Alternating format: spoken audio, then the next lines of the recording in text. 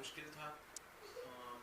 Online समझाना ज़रा मुश्किल होता है इस किस्म के टॉपिक को, इसलिए मैं वीडियो बना रहा हूँ। सवाल मैंने सॉल्व किया हुआ है, मैं आपको स्टेप्स समझाता जाऊँगा कैसे सॉल्व करना है।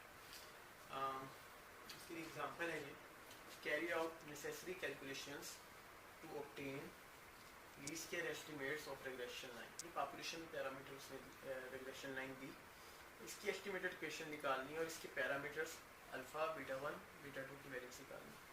y डिपेंडेंट वेरिएबल है, यहाँ पर x1 और x2 इंडिपेंडेंट वेरिएबल है। ये बात याद रखिएगा, लाजमी नहीं है कि y ही डिपेंडेंट हो सकता है आपको 3 x के वेरिएबल दे दे, यानी x1 दे दे, x2 दे दे और x3 दे दे, और उनमें से एक डिपेंडेंट वेरिएबल ले लें, तो वो आपने परेशान नहीं होना, आपने उसको y ही समझना है, चाहे वो x2 को डिपेंडेंट कह दे, चाहे x1 को कह दे, चाहे x3 को, प्रोसीजर सेम वैसे ही होगा।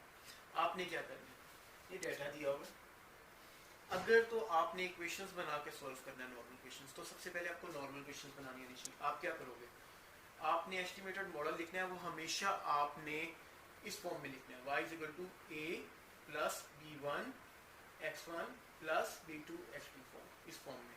अगर यहाँ पर y की जगह वो x1 डिपेंडेंट वेरिएबल कहेगा तो आपने x1 लिख देना है, ठीक है। अगर x3 को डिपेंडेंट वेरिएबल कहेगा तो आपने y की जगह x3 को डिपेंडेंट लिख देना, बाकी सेम वैसे। अब आपने नॉर्मल इक्वेशंस कैसे बनानी है, सबसे पहले जो ये वाली इक्वेशन है, इसमें इस पूरी इक्वेशन को आपने सम से मल्टीप्लाई करना है, यानी y के साथ सम लगा देना है, इसके साथ सम लगाना है, इसके साथ सम लगाना है, इसके साथ, यानी a के साथ सम आ जाएगा, b1 के साथ आ जाएगा, b2 के जो वैल्यूज हैं इसके साथ सम आ जाएगा। अब y के साथ सम आएगा तो ये सम y बन जाएगी। a कांस्टेंट है, कांस्टेंट में सम अप्लाई नहीं होता तो वो n बन जाएगा, ये n हो जाएगा, प्लस b1 कांस्टेंट है, सम उस पर अप्लाई नहीं होगा, मगर x1 वेरिएबल है तो उस पर सम आ जाएगा, प्लस b2 कांस्टेंट है, x2 वेरिएबल है तो सम जो है x2 पे अप्लाई हो जाएगा। ये आपकी इक्वेशन बन जाएगी। आप क्या करेंगे, इस इक्वेशन में वैल्यूज पुट करेंगे, सम y, उसके लिए क्या करेंगे, जो y की वैल्यूज दी हुई है यहाँ पर, इनको जमा करेंगे, 64 आए, इसकी जगह 64 पुट करेंगे, ये टोटल n कितनी वैल्यूज हैं, 5, n की जगह 5 आ जाएगा, 5a प्लस b1 कांस्टेंट वैसे ही रहेगा, समेशन x1 मेरे पास 15 है, मैं पुट कर दिया 15 प्लस b2 समेशन x2 का सम किसके बराबर आया, मेरे पास 5 के बराबर आया, ये इसकी जगह मैंने 5 पुट कर दिया, ये मेरी पहली इक्वेशन बन गई। अब दूसरी नॉर्मल इक्वेशन बनाऊंगा और इसी तरह उस पे सम पुट करूंगा। अब दूसरी नॉर्मल इक्वेशन कैसे बनेगी, पहले इस पूरी इक्वेशन को, ये जो गिवन मॉडल है जो हमने लिखा है, इस पूरे मॉडल को हम x1 से मल्टीप्लाई कर देंगे। आपने कैसे पता चलेगा मैंने किससे मल्टीप्लाई करना है, पहले देखो a के साथ देखना है इसका कोफिशिएंट क्या था, 1, तो आपने क्या करना है, सिंपल 1 मल्टीप्लाई करना है और इस पूरी इक्वेशन को सम से मल्टीप्लाई कर देना। फिर आपने देखना b1 का कोफिशिएंट क्या है, वो है x1।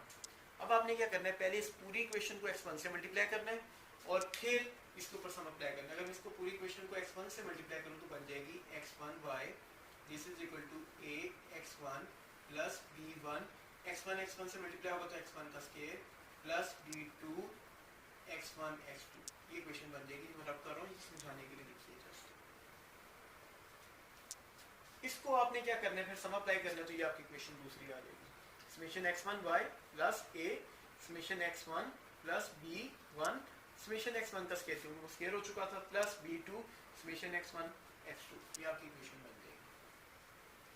सेम जो सम्स इसमें रिक्वायर्ड हैं वो हम मल्टीप्लाई करके निकालेंगे और इसमें वैल्यूज पुट करेंगे, मेरे दूसरी इक्वेशन आ जाएगी। फिर तीसरी इक्वेशन नॉर्मल बनानी है, दोबारा इस इक्वेशन पे जाएंगे, देखो a के साथ 1 था, 1 से मल्टीप्लाई कर दिया, b1 के साथ x1 था, x1 से इस पूरी इक्वेशन को मल्टीप्लाई कर दिया, b2 के साथ x2 है, इस पूरी इक्वेशन को हमने क्या करना है, x2 से मल्टीप्लाई करना, तो बन जाएगा x2y a x2 plus b1 x1 x2 plus b2 x2 का स्क्वायर, और फिर आपने इसके साथ सम लगा देना, तो ये आपकी इक्वेशन ये वाली बन गई। इस सम्स को हासिल करेंगे, जो जो चाहिए होगी कैलकुलेशन करेंगे, सम करके अप्लाई कर देंगे। लेट्स से x1 x2 का कॉलम बनाना है, तो x1 की वैल्यूज को x2 से मल्टीप्लाई करो, उसका टोटल आप कर दो। x1y की वैल्यूज का अगर आपने कॉलम टोटल सम निकालना है, तो इन दोनों वैल्यूज को, कॉलम की वैल्यूज को आपस में मल्टीप्लाई करो और इसका टोटल कर दो। यहाँ तक पॉइंट क्लियर है। उसके बाद आपने क्या करना है, इन तीनों क्वेश्चंस को वैल्यूज पुट करनी है। ये मैथ का रूल होता है, जितने आपके पास अननोन होते हैं उतनी ही आपके पास क्वेश्चंस बनती हैं।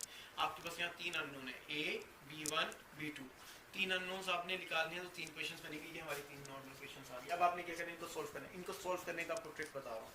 ट्रिक क्या है, हमेशा आपने पहली क्वेश्चन को दूसरी क्वेश्चन से सोल्व करना है तो एक क्वेश्चन आ जाएगी, फिर पहली क्वेश्चन को तीसरी क्वेश्चन से सोल्व करना है। ये हमेशा याद रखिएगा। अगर आप इसको साइमल्टेनियसली सोल्व करना चाहते हैं तो तीनों question at a time solve नहीं होगी, 2 क्वेश्चन साइमल्टेनियसली सोल्व होती है। तो इसको करने का तरीकाकार ये है कि पहले हम एक अननोन पैरामीटर को या वैल्यू को उड़ा देंगे। उसका तरीकाकार है, क्वेश्चन 1 को हमेशा क्वेश्चन 2 से सोल्व करो, फिर क्वेश्चन 1 को क्वेश्चन 3 से सोल्व करो। जब आप ये करोगे तो आप पहले हम क्या करते हैं, क्वेश्चन 1 और क्वेश्चन 2 को सोल्व करते हैं। उसके लिए मैंने क्वेश्चन 1 को लिखा, फिर क्वेश्चन 2 को लिखा, इन दोनों को लिखा। आप देखो इनमें से कौन सा मैं गैप करूँ, सबसे आसान होगा हमेशा कैलकुलेट मैनेज करना, इसको खत्म करना, इलिमिनेट करना ए को। अभी ए को खत्म करना है तो मैंने क्या किया, पूरी इक्वेशन 1 को 3 से मल्टीप्लाई कर दिया, ये नीचे लिख दिया यहाँ पर। और इनको क्या किया, क्योंकि 3 से मल्टीप्लाई किया तो ये 15 बन गया। क्वेश्चन 2 में यहाँ 15 ए है, तो ये दोनों आपस में बराबर हो गए, ये मैंने कैंसिल आउट कर दिया, मेरे पास ये क्वेश्चन बन गई। अब इसमें B1 B2 है, 2 क्वेश्चन होंगे तो 2 ही अननोन होने चाहिए। अगर 3 अननोन होंगे तो साइमल्टेनियसली सोल्व नहीं होगी। ये भी मैथ का रूल है, अगर आपके पास 2 क्वेश्चन हैं तो उसमें सिर्फ 2 अननोन होने चाहिए, तब वो आपस में सोल्व होती है। अगर 3 हो तो सोल्व नहीं होती, इसलिए यहाँ पर ये तरीका अपनाया। फिर मैंने क्या किया, क्वेश्चन 1 और क्वेश्चन 3 को सोल्व किया और एक को खत्म किया। जब एक को खत्म किया तो मेरे पास एक और क्वेश्चन आ गया जिसमें B1 B2 था। अब मेरे पास 2 क्वेश्चन आ गए 4 और 5। अब मैं इन दोनों को आपस में सोल्व करूंगा। सोल्व किया ऊपर नीचे रख के, मैंने क्या किया, इसमें से B2 को पहले फारिग किया। उसके लिए मैंने क्या किया है, जो क्वेश्चन 1 थी उसको 6 से मल्टीप्लाई किया है, और क्वेश्चन 2 में से क्वेश्चन जो 4 थी उसको मैंने 6 से मल्टीप्लाई किया, क्वेश्चन 5 में से माइनस कर दिया। मेरे पास सोल्व करने के बाद B1 का आंसर आ गया 2.09।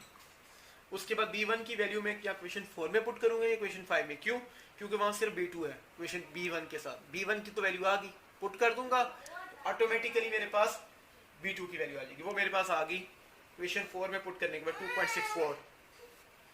जब 2.64 आई तो मैंने क्वेश्चन 1 में B1 और B2 की वैल्यू पुट की, मेरे पास एक की वैल्यू हो गई 3.88। ये है हमारा आज का प्रोसीजर। एक तरीकाकार ये है कि आप नॉर्मल क्वेश्चंस बनाएं, जो सम्स चाहिए उनको आपस में कॉलम्स को मल्टीप्लाई करें। अगर स्केयर करने तो स्केयर करें, जैसे x1 का स्केयर है तो x1 की वैल्यूज जितनी भी है उनका स्केयर करेंगे, उनको सम करें। सम करने के बाद अपनी क्वेश्चंस में पुट करें। पुट करने के बाद हमेशा क्वेश्चन 1 को क्वेश्चन 2 से सोल्व करें, फिर क्वेश्चन 1 को क्वेश्चन 3 से सोल्व करें। आपके पास 2 क्वेश्चंस आएंगी, आपने ए को खत्म करना है, जिसमें B1 होगा B2 होगा, हमेशा दोनों को आपस में सोल्व करिएगा। वहां से B1 और फिर B2 की वैल्यू निकालिएगा, निकालने के बाद क्वेश्चन 1 में पुट करिएगा, आपके पास ए की वैल्यू आ जाएगी।